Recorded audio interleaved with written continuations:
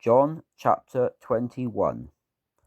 After this, Jesus revealed himself again to the disciples at the Sea of Tiberias. He revealed himself this way: Simon Peter, Thomas called the twin, Nathanael of Cana in Galilee, the sons of Zebedee, and two more of his disciples were together. Simon Peter said to them, "I am going fishing." Then they said to him, "We will go with you." They went out and immediately entered the boat. But that night they caught nothing. When the morning came, Jesus stood on the shore, but the disciples did not know that it was Jesus. Jesus said to them, "Children, do you have any fish?" They answered him, "No." He said to them, "Throw the net on the right side of the boat, and you will find some." So they threw it, and now they were not able to draw it in because of the abundance of fish. Then the disciple whom Jesus loved said to Peter, "It is the Lord." When Simon Peter heard that it was the Lord, he put on his outer garment, for he had taken it off, and jumped into the sea. The other disciples came in the little boat, dragging the net full of fish, for they were not far from land, but about 300 feet away.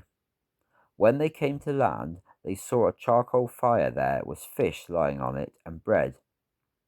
Jesus said to them, "Bring some of the fish which you have caught." Simon Peter went up and dragged the net full of 153 large fish to land. Although there were so many, the net was not torn.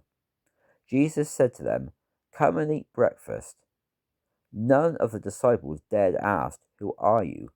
They knew it was the Lord. Jesus came and took the bread and gave it to them, and likewise the fish.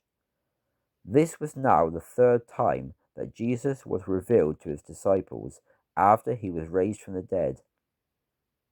So when they had eaten breakfast, Jesus said to Simon Peter, "Simon, son of John, do you love me more than these?" He said to him, "Yes, Lord, you know that I love you." He said to him, "Feed my lambs." He said to him again a second time, "Simon, son of John, do you love me?" He said to him, "Yes, Lord, you know that I love you." He said to him, "Tend my sheep." He said to him the third time, "Simon, son of John, do you love me?" Peter was grieved because he asked him the third time, "Do you love me?" He said to him, "Lord, you know everything. You know that I love you." Jesus said to him, "Feed my sheep. Truly, truly, I say to you, when you were young, you dressed yourself and walked where you desired. But when you are old, you will stretch out your hands, and another will dress you and carry you where you do not want to go." He said this, signifying by what kind of death he would glorify God. When he had said this, he said to him, "Follow me."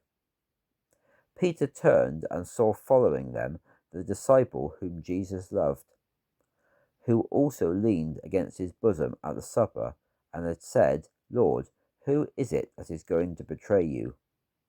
When Peter saw him, he said to Jesus, "Lord, what about this man?"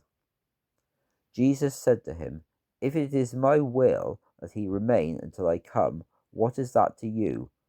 Follow me." The saying went out among the brothers that this disciple would not die. Yet Jesus did not say to him that he would not die, but, "If it is my will that he remain until I come, what is that to you?" This is the disciple who testifies about these things and wrote these things. We know that his testimony is true.